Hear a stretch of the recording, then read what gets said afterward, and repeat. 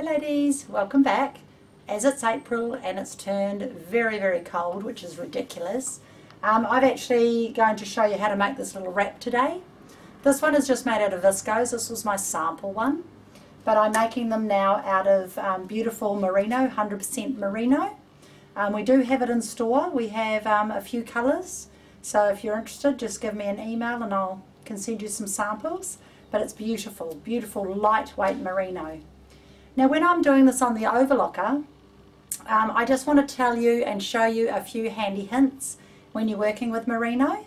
So as you can see, this wrap is only 50 centimeters from here to here. If you're taller and you want the sleeve on it longer, you can cut it down to 70 centimeters. And this is 150 wide with the fabric. So I'm going to take it off or I will actually cook. But all it is a rectangular fabric. Oops, turn it around this way. And the edge has been 3-thread rolled edged, and then it has been top stitched around the neck edge, which forms your cowl neck. So I'm going to show you how to do this and you will get the notes on exactly how to make it. Okay? So first things first, with an overlocker, normally you would work with overlocking thread. And these overlocking threads aren't very expensive. They're only $3 for 1,000 meters. And when you get 4 of them together, they are very strong. But you would never use them on your sewing machine, and you certainly wouldn't use them on their own because they're just a very cheap thread. But we sell the very best quality we can get in the overlocking threads. Now with all the standard overlockers, you have 4 tensions, and normally I set my needle tensions on 5 and my 2 loopers on 4. The blue one's called the top looper and the red one's called the bottom looper. But when I'm sewing on beautiful fabrics, lightweight fabrics like this, I don't use overlocking threads if I'm going to be doing it on the right side of my garment as a feature. But I will just show you how, and to make sure that if you are going to sew up your garment with a 4-thread overlocker, that you know exactly how to do it correctly. So as long as you've got your tensions set right for your machine, you shouldn't have to touch your tensions again unless you're rolled edging. So with this machine, you can lift the foot up here, and you can also lift the foot up at the back to put it up under.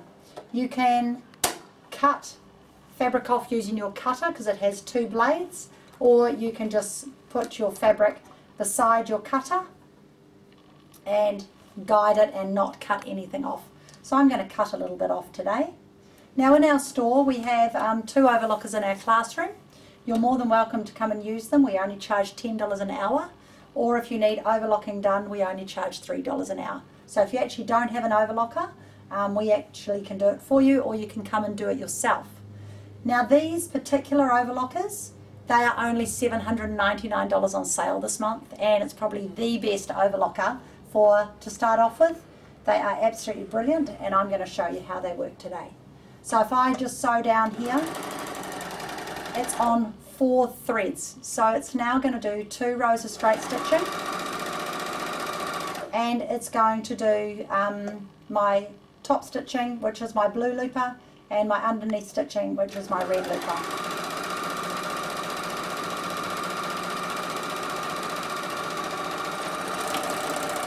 And I always have my little snips beside my machine. So I'm going to do different colours today so you can actually see the stitching. So when you're overlocking sewing perfectly, this is what should happen. Your fabric here should fill in your overlocking right up to that end stitch, and from the back it should look just as good. Okay, so that is your overlocking there, and that's how it should look. However, if you don't have your cutting width set correctly, which means your 2 blades set at the right distance, your overlocking will look wrong. So I'm just going to open this side piece up, and in here I have a cutting blade. And what this cutting blade does is it moves this top blade you'll see in and out. So here's my top blade, and you can see my top blade moving in and out as I'm moving my cutting blade. So if I have my cutting blade set on 1, and I try and sew this fabric, I'm not going to get a very nice look. So I'm just going to lift my foot up here put this down, and you'll see very, very clearly what happens.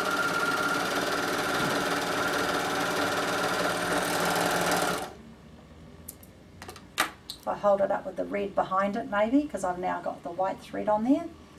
The overlocking is falling off my fabric. So that means my cutting blade is a too low a number. And I'll show you again when we use the wider thread. So you can see there the overlocking's all falling off the edge. Whereas on this side the overlocking is right on the edge of my fabric. So that's not a tension problem, that's a cutting width problem. So you've got your cutting width set too low. Alright, and I'm going to reiterate that again shortly.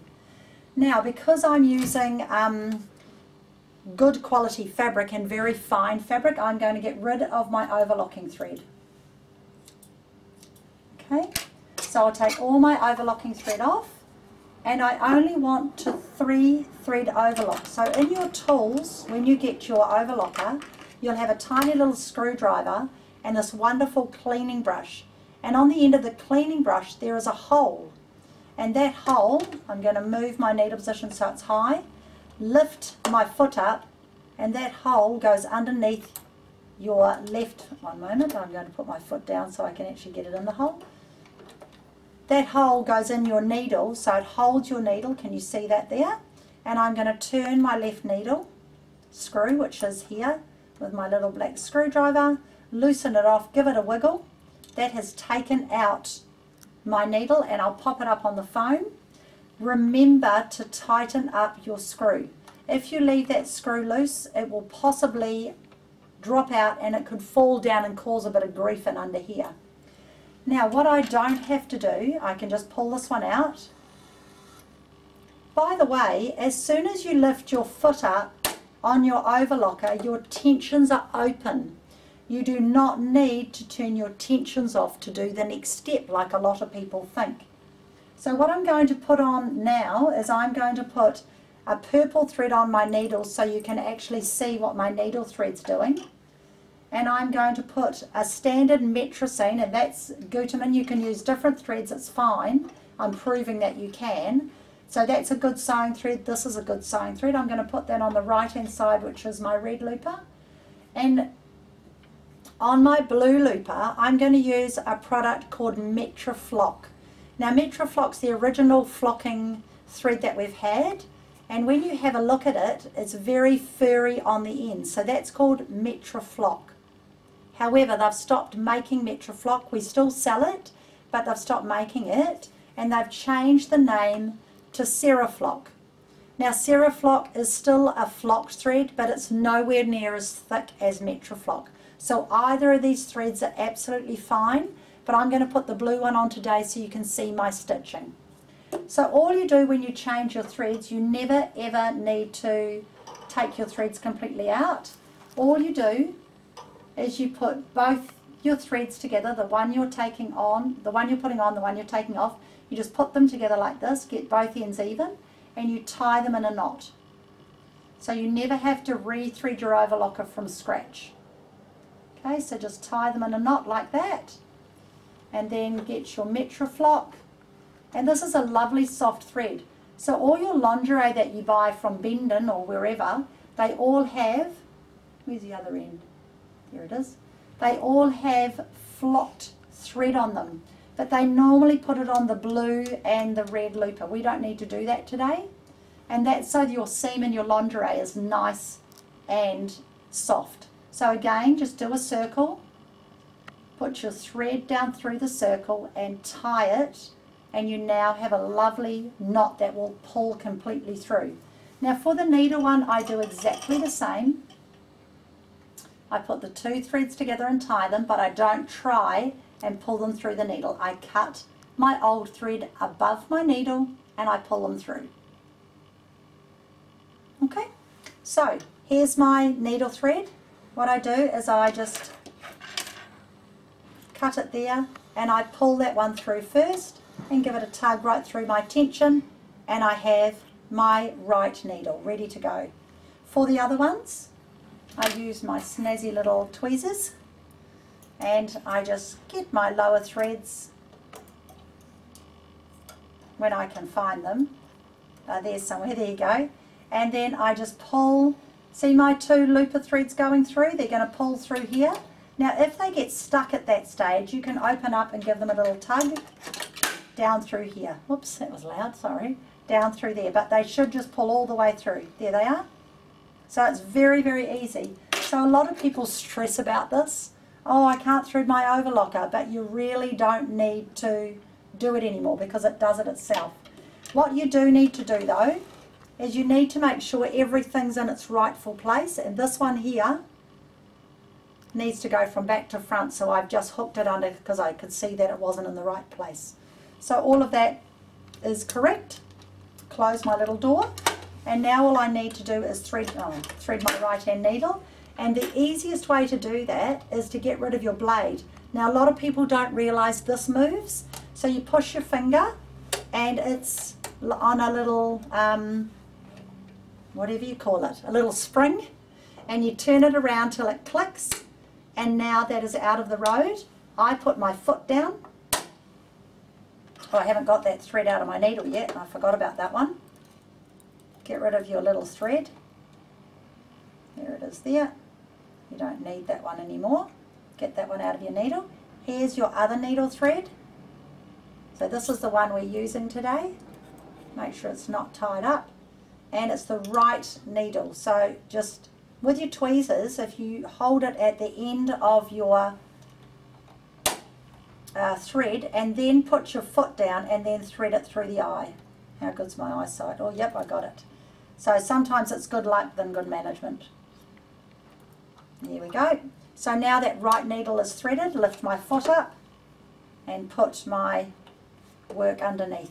Then I can push this blade and roll it back down, and it's back down where it wants to go. So now I'm going to do 3 thread overlocking, so I do not touch anything here.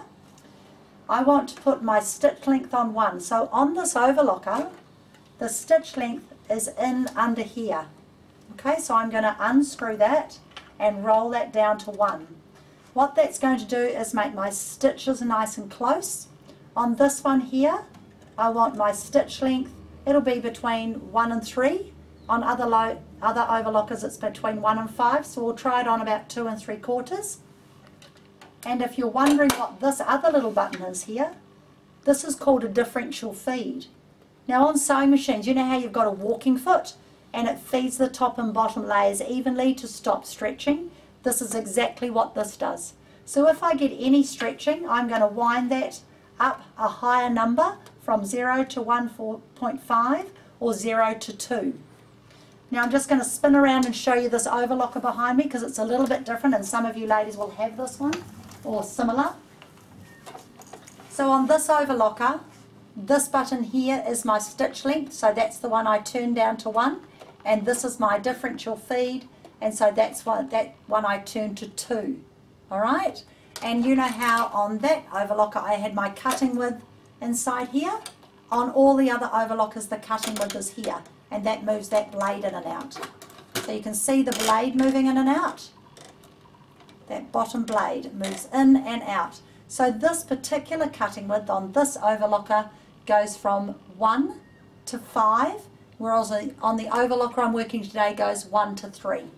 So again, stitch length and differential feed and cutting width, and now we'll go back to the other overlocker. And I have got the differential feed here and the cutting width here and the stitch length here. Alright, so remember this is the overlocker that's on special from $1,199 down to $799 till the 31st of the month, which is brilliant. Very, very good. So now I'm going to try out with my fabric.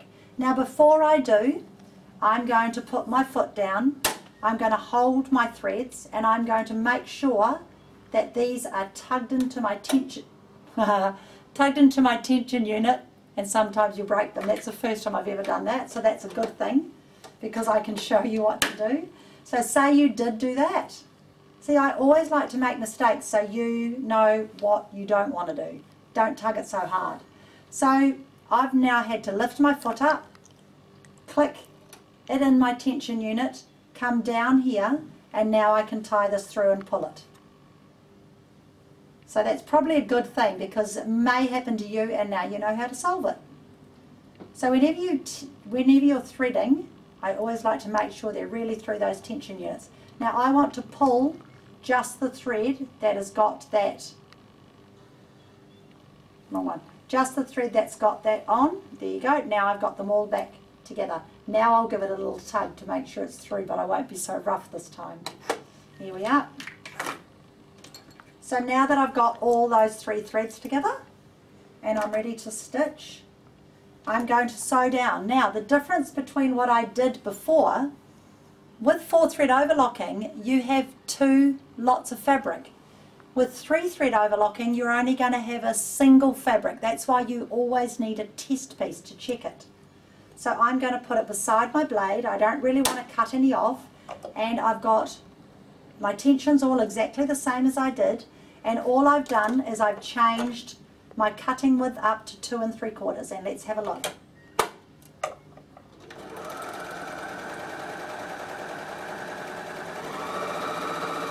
I won't know what it looks like until I've done a little bit.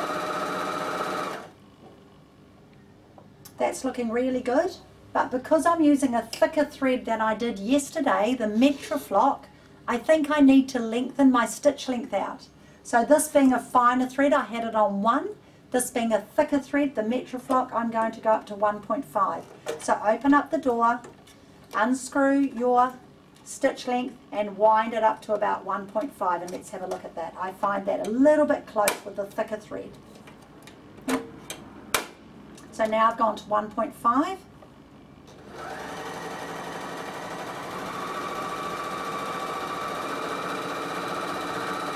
And you can sew straight off the end.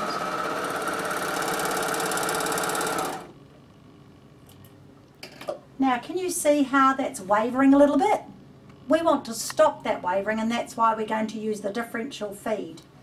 So I don't want that look for around my scarf this time. I want it nice and flat, so I'm going to use the differential feed, and I can actually see that my tension is actually pulling a little bit on the thicker thread. So this is when you can change your tensions and you won't have a problem. So first things first, I'm going to put my differential feed up to 1.5, and I'm going to slightly tighten my blue and my red, and slightly loosen my blue. And now let's have a look at the other side. So you can play around, you will not hurt your tensions. If you've got an overlocker where you had to wind your tensions and then wind them back, make sure you make a mark where you started, because otherwise they're a bit tricky to get back to normal tensions. Let's have a look at this now. I don't know if you can see on there, but as I'm doing it, because I've put on the differential feed, it's doing a lovely little gather and it's stopping it from stretching.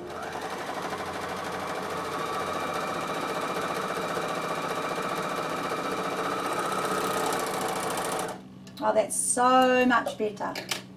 That's much better. Now you obviously wouldn't use blue thread, but I'm just showing you, and that's a nice finish and it's perfect.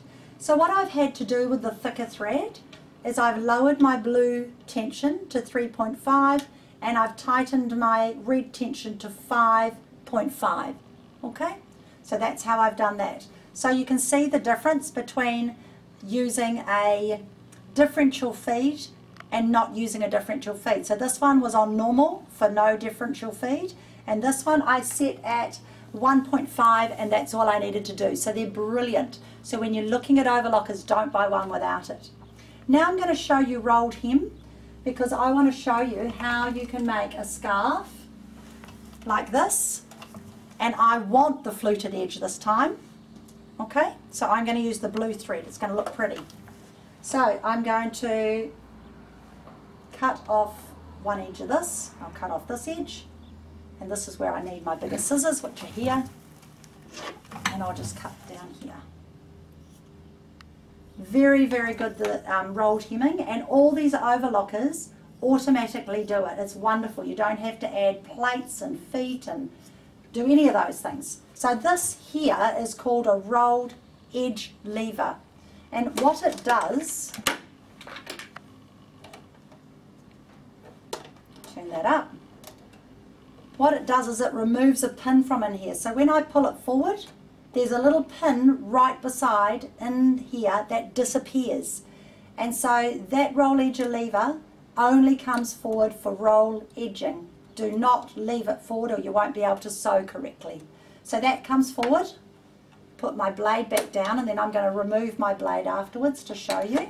So roll edge lever forward, and the only thing I change up here is I put my red tension up to 7.5 or 8 depending on your overlocker. And inside here we had this on nearly 3. I'm going to take it all the way down to 1. Okay, my stitch length is going to go back to 1. So 1 and 1, and this one here is going to go all the way around to 0.7 because I want a fluted edge. So now on my rolled hemming edge, and I'm going to try it with the blade first, and I also can stretch it a little bit and I'll get a beautiful fluted edge.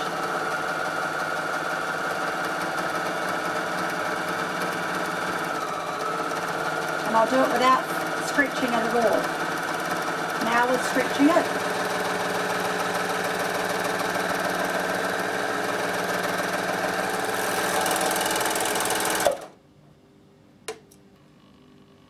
so you can see I didn't stretch it at this point, but it would still do that, and then I stretched it a lot and you get that beautiful, beautiful, beautiful finish.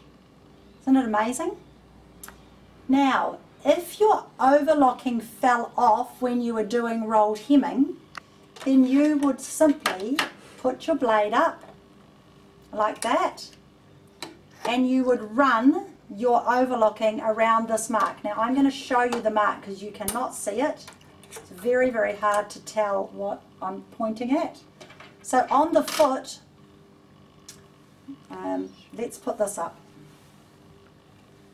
On the foot here, there are 2 little marks, and this one on the right hand side is the mark that you would run your fabric along the edge. There's also a mark over here, but it's this little mark here. You run your fabric along there and it will roll in some of your fabric to make the roll edge really, really fine. It's very, very good. But you only need to use that when your overlocking falls off the fabric.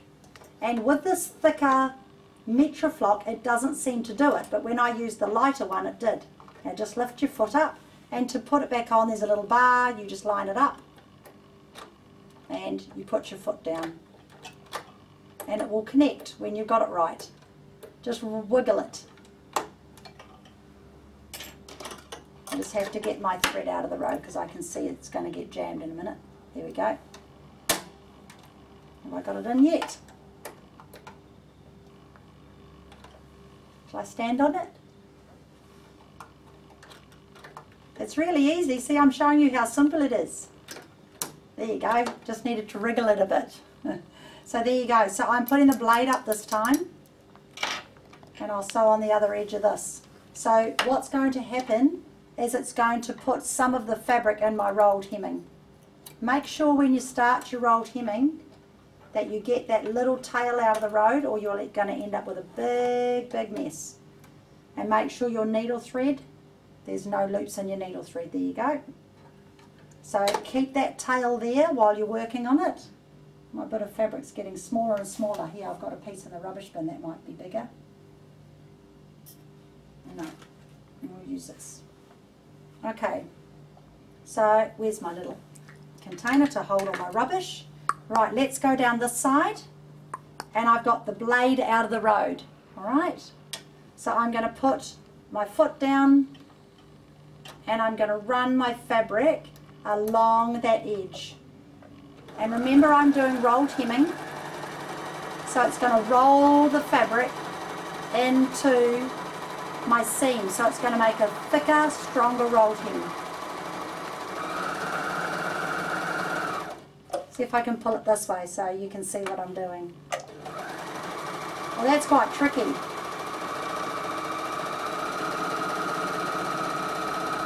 So I'm trying to run it along that line.